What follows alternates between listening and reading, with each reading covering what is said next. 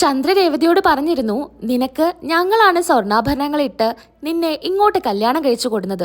നീ വരുമ്പോ ഒരു തരി സ്വർണം പോലും ഇങ്ങോട്ട് കൊണ്ടുവന്നിട്ടില്ല, എല്ലാം എന്റെയാണ് എന്ന് ചന്ദ്ര പറഞ്ഞപ്പോ ദേഷ്യം കൊണ്ട് തന്നെ രേവതി മാലയും താലിയടക്കം ചന്ദ്രയ്ക്ക് ഊരി കൊടുത്തിരുന്നു. അന്ന് രേവതി ഒരു ശബ്ദം എടുത്തിരുന്നു, എന്റെ ഭർത്താവിന് എന്നാണ് എനിക്ക് താലി വാങ്ങി തരാൻ പറ്റുക അന്നേനെ ഞാൻ താലി ഇടുകയുള്ളൂ. അതുവരെ എന്റെ കഴുത്തില് ഈ മഞ്ഞ ചരട് മാത്രമേ കാണൂ എന്ന്. നിനക്ക് എന്തായാലും ഒരു ദിവസം നീ അണിഞ്ഞിരുന്ന ആഭരണങ്ങളെല്ലാം ഞാൻ വാങ്ങിത്തരും, ഓരോന്നായി വാങ്ങിത്തരാ എന്ന് സച്ചി വാക്ക് കൊടുത്തിരുന്നു. അതുപോലെ തന്നെ രേവതിക്ക് സച്ചി താലിയുമായി വരികയാണ്. അങ്ങനെ എല്ലാവരുടെയും മുൻപിൽ വെച്ചിട്ട് സച്ചി പറയുന്നുണ്ട്, അമ്മ എന്നോട് പറഞ്ഞല്ലോ, ഈ കാറൊക്കെ ഓടിച്ചിട്ട് നിന്റെ ഭാര്യയ്ക്ക് ഒരു തരി സ്വർണം പോലും എനിക്ക് വാങ്ങിക്കൊടുക്കാൻ പറ്റില്ല എന്ന്. കണ്ടോ, ഇത് ഞാൻ എൻ്റെ ഭാര്യയ്ക്ക് വേണ്ടി വാങ്ങിയ താലിമാലയാണെന്ന് പറഞ്ഞ് രേവതിയുടെ കയ്യിൽ കൊടുക്കുകയാണ്. രേവതിക്കാണെങ്കിൽ ഒരുപാട് സന്തോഷമാവുകയാണ്. അതെടുത്ത് നോക്കി അച്ഛനും എല്ലാവർക്കും കാണിച്ചു കൊടുക്കുകയാണ്. അങ്ങനെ രേവതി പറയുന്നുണ്ട്, അമ്മ കണ്ടില്ലേ, ഞാൻ പറഞ്ഞതല്ലേ എനിക്ക് സച്ചിയേട്ടൻ എന്തായാലും താലി വാങ്ങിത്തരുമെന്ന്. ഇത് കണ്ട് ചന്ദ്രയ്ക്ക് ദേഷ്യം വരാണ്. ഓഹോ, ഇതിപ്പോ എന്താ 5 പവന്റെ മാല വാങ്ങിയ പോലെയുണ്ടല്ലോ നിന്റെ കാണിക്കല്, എന്തോ 1/2 പവൻ തികച്ചുണ്ടായിരിക്കില്ല, അതിനാണ് ഇത്രയും കാണിക്കുന്നത്. ചന്ദ്രേ, നീ ഒന്നും മിണ്ടാതിരുന്നേ, അവൻ അതെങ്കിലും വാങ്ങി അവൾക്ക് കൊടുത്തില്ലേ, അങ്ങനെയല്ലേ സന്തോഷിക്കേണ്ടത്. അമ്മയ്ക്ക് വേണ്ടി മകൻ ശപഥം എടുത്ത് അത് നടത്തി കൊടുക്കാറുണ്ട്, അതുപോലെ തന്നെ ഭാര്യയുടെ ശപഥം എനിക്കെന്റെ ഏട്ടൻ നടത്തി തന്നു എന്ന് രേവതി പറയാണ്. അല്ല രേവതി, എന്തിനാ നിങ്ങള് ശപഥം എടുത്തതെന്നൊന്നും എനിക്കറിയില്ല, എന്നാലും ആന്റി എന്തിനാ രേവതിയുടെ ആഭരണങ്ങളൊക്കെ മേടിച്ചു വെച്ചിരിക്കുന്നത്? ആന്റി ഒരു കാര്യം ചെയ്യേ, ആ ആഭരണങ്ങളൊക്കെ രേവതിക്ക് തന്നെ തിരിച്ചു കൊടുക്ക്. അത് പിന്നെ മോളെ, ഞാനത് മേടിച്ചു വെച്ചോന്നല്ലല്ലോ, അവളെ ഇഷ്ടത്തിന് എനിക്ക് തന്നതല്ലേ വേണ്ടാന്ന് പറഞ്ഞിട്ട്. എന്തായാലും ആഭരണങ്ങളൊക്കെ തിരിച്ചു കൊടുക്കാൻ വർഷ പറയാണ്. വേണ്ട വർഷേ, എനിക്കിനി ആഭരണങ്ങൾ വേണ്ട, ഇതുപോലെ എല്ലാം എനിക്ക് സച്ചേട്ടൻ വാങ്ങിത്തരും ഓരോന്നായിട്ട്. അത് മോളെ, മോനെല്ലാം നിനക്ക് വാങ്ങിത്തരും. അയ്യോ അച്ഛാ, അച്ഛൻ ഇനി ശബ്ദം ചെയ്യല്ലേ, എനിക്കത് താങ്ങാൻ പറ്റില്ല. ഞാൻ അവൾക്ക് ഓരോന്നായിട്ട് എന്തായാലും എടുത്തു കൊടുക്കും. അല്ല രേവതി, എന്തായാലും താലി വാങ്ങിയില്ലേ, നീ അത് കഴുത്തിലിടെന്ന് വർഷ പറയാണ്. ഇത് കേൾക്കുമ്പോൾ ശ്രുതിയും പറയുന്നുണ്ട്, അതെ, നീ അത് കഴുത്തിലിട്. എന്തായാലും അതിപ്പോ ഞാൻ കഴുത്തിലിടുന്നില്ല, ഒരു കാര്യം ചെയ്യാനുണ്ട്. എന്താ രേവതി, ഇത്രയും കഷ്ടപ്പെട്ട് ഞാൻ താലി വാങ്ങി തന്നിട്ട് നീ എന്താ അത് കഴുത്തിലിടാത്ത?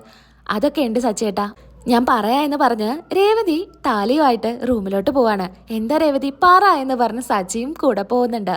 ഈ സമയത്തായിരിക്കും ശ്രുതി പറയുന്നുണ്ടായിരിക്കാം, ഓഹോ, വലിയ ജ്വല്ലറി വാങ്ങിയ പോലെയാണ് അവൻ കാണിക്കുന്നത്, അവൻ അതെങ്കിലും വാങ്ങിച്ചോലോ, നീ ഇപ്പോഴല്ലേ ജോലിക്ക് പോവാൻ തന്നെ തുടങ്ങിയത്, അവനെ കണ്ടിട്ട് ഓരോ ഉത്തരവാദിത്തങ്ങളും പഠിക്കെന്ന് രവി പറയാണ്.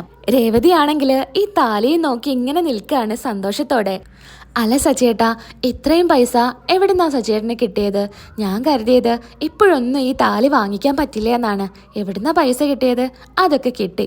അല്ല, എനിക്ക് വേണ്ടി സച്ചേട്ടൻ വീണ്ടും കടം വാങ്ങിച്ചോ? കടം ഒന്നും വാങ്ങിച്ചിട്ടില്ല, എന്നാലും പറ സച്ചേട്ടാ. അത് പിന്നെ ഇന്നൊരു സവാരിയിൽ ഒരാൾ കയറിയിരുന്നു, അപ്പോൾ അയാളൊരു ബാഗ് മറന്നു വെച്ച് പോയി. ഞാനാണെങ്കിൽ ആ ബാഗ് തുറന്നപ്പോൾ അതിൽ നിറയെ പൈസ. അപ്പം ഞാനൊന്നും വിചാരിച്ചില്ല, നേരെ പോയി സ്വർണം വാങ്ങിച്ചു. ബാക്കി പൈസ ഞാൻ ബാങ്കിൽ വിട്ടിട്ടുണ്ട് എന്ന് പറയാണ്. ഓ, എനിക്കറിയാം, അങ്ങനെ ഒരു ബാഗ് കിട്ടിയിട്ടുണ്ടെങ്കിൽ അത് സച്ചേട്ടനെ എടുക്കില്ല. അയാൾ എവിടെയാണെങ്കിലും തെരഞ്ഞു പിടിച്ച് ആ ബാഗ് തിരികെ കൊടുക്കും, അതല്ലെങ്കിൽ പോലീസ് സ്റ്റേഷനിലെങ്കിലും ഏൽപ്പിക്കും. ഇതെനിക്ക് ഉറപ്പാ. സച്ചേട്ടൻ അത്രയും നല്ല ആളാണെന്ന് എനിക്കറിയാലോ. ഓഹോ, നീ എന്താ പറഞ്ഞു വരുന്നത്? 1 രൂപ പോലും നിലത്തുനിന്ന് കിട്ടിയാൽ ഞാനത് എടുക്കില്ല എന്നോ? അങ്ങനെയല്ല, സച്ചേട്ടൻ്റെ സ്വഭാവം എനിക്കറിഞ്ഞൂടെ. ആകെയുള്ളത് കുറച്ച് ദേഷ്യവും എന്തേലും പറഞ്ഞാൽ ആദ്യം തല്ലാൻ വരുമോ മാത്രമാണ്, വേറെ പ്രശ്നങ്ങളൊന്നും സച്ചിയേട്ടനെ കൊണ്ടില്ല എന്ന് പറയാണ്.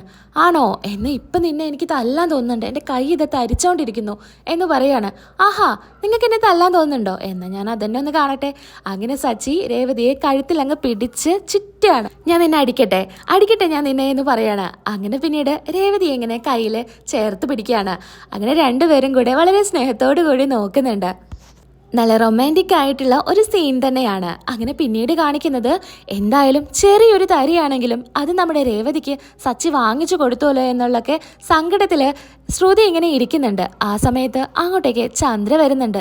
മോളെ, നീ കണ്ടോ, ഒരു ചെറിയ സാധനം വാങ്ങിച്ചു കൊടുത്തപ്പോഴേക്കും അവളിവിടെ എന്തൊക്കെയാ കാണിച്ചു കൂട്ടിയത്? അതെ ആൻറ്റി, എന്തൊക്കെയായിരുന്നു ഇവിടുത്തെ ബഹളം. അതെ, എന്നാലും ഇത്രയും പെട്ടെന്ന് അവൻ എങ്ങനെ ഇത്ര പൈസയൊക്കെ ആയിട്ട് ആ സ്വർണം വാങ്ങിക്കാൻ പറ്റിയത്? അതന്നെ എൻ്റെ സംശയം. കാർ ഓടിച്ചു കഴിഞ്ഞാൽ ഇത്രയും രൂപ കിട്ടുമോ? എന്നാലും അത് വാങ്ങിച്ചില്ലേ എന്നൊക്കെ ശ്രുതിയും പറയുന്നുണ്ട്. എല്ലാം ഉള്ളില് അവള് തന്നെ ആയിരിക്കും. ഇപ്പോൾ ഒരു പൂക്കട കൂടെ ഉണ്ടല്ലോ, അവിടുന്നാണെങ്കിൽ നല്ല പൈസ കിട്ടുന്നുണ്ടെന്ന് എനിക്ക് തോന്നുന്നുണ്ട്. ചിലപ്പോൾ അതിന്ന് കിട്ടിയ പൈസയൊക്കെ ചേർത്ത് അവന് കൊടുത്തതായിരിക്കും, അവനെ കൊണ്ട് വാങ്ങിപ്പിച്ചതായിരിക്കും. എന്നിട്ട് നാടകം കളിക്കുകയായിരിക്കും നമ്മുടെ മുൻപിൽ എന്നൊക്കെ പറയാണ്. അത് ചിലപ്പോൾ ശരിയായിരിക്കും എന്ന് ശ്രുതിയും പറയാണ്. എന്തായാലും മോളും എത്രയും പെട്ടെന്ന് മാലയും താലിയും ഒക്കെ വാങ്ങിക്കണം. അത് പിന്നെ അമ്മേ, ഇപ്പം നമ്മൾ താലി കോർക്കൽ ചടങ്ങ് ചെയ്യണമെന്ന് പറഞ്ഞതല്ലേ, അപ്പം വാങ്ങിച്ചാൽ പോരെ? അതൊന്നും പറ്റില്ല മോളെ, അവളടക്കം താലി വാങ്ങിച്ചു. അതുകൊണ്ട് മോൾ എന്തായാലും വാങ്ങിക്കണം. മോളുടെ അച്ഛനോട് പറഞ്ഞിട്ടുണ്ടെങ്കിൽ എത്ര വേണമെങ്കിൽ മോൾക്ക് കൊണ്ടുവന്നിട്ട് തരില്ലേ? ഇനിയിപ്പോൾ കിലോ കണക്കിനായിരിക്കും മോൾക്ക് കൊണ്ടുവന്നിട്ട് തരിക.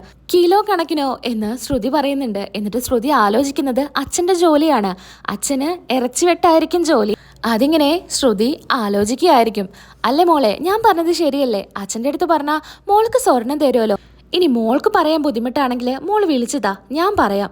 അത് പിന്നെ അമ്മ പറയുമ്പോൾ എന്താ കരുതുക? സ്വർണത്തിന് വേണ്ടിയിട്ടായിരിക്കും എന്നല്ലേ?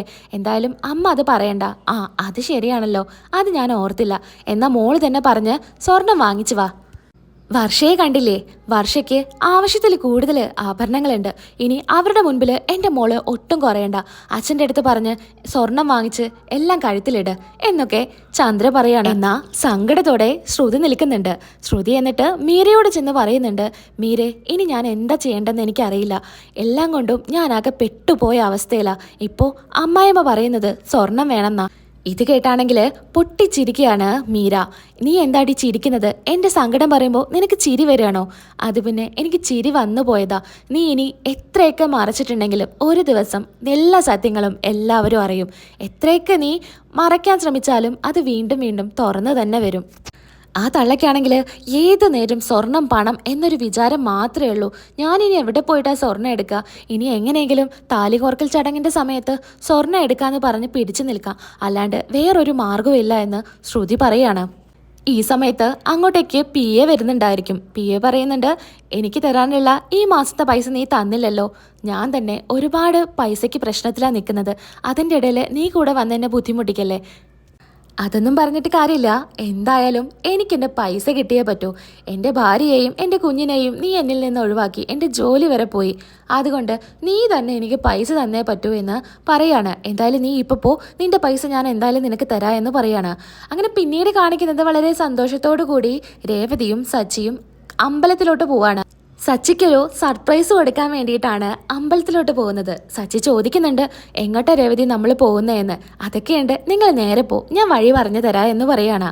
ഇതുപോലെ ഒരുപാട് തവണയായി നേരെ പോ, ഞാനൊരു സ്ഥലം വരെ കൊണ്ടുപോകാന്നൊക്കെ പറഞ്ഞ് ഓരോ സ്ഥലത്തേക്ക് കൊണ്ടുപോകണു. ഈ വഴി നേരെ പോയാൽ ബാംഗ്ലൂർ എത്തും, നമുക്കങ്ങ് ബാംഗ്ലൂർ പോയാലോ എന്ന് സച്ചി ചോദിക്കുകയാണ്. അല്ല രേവതി, ഇത് നിന്റെ അമ്മ പൂക്കച്ചവടം നടത്തുന്ന അമ്പലാണല്ലോ, ഇവിടെ എന്താ രേവതി എന്ന് ചോദിക്കുമ്പോൾ രേവതി പറയുന്നുണ്ട് സച്ചിയേട്ടനെ ഇറങ്ങുന്ന്. അങ്ങനെ അമ്പലത്തിലോട്ട് കയറുമ്പോഴേക്കും ദേവുവും അമ്മവും അതുപോലെ അനിയനൊക്കെ കൂടെ ഓടി വരുന്നുണ്ട്.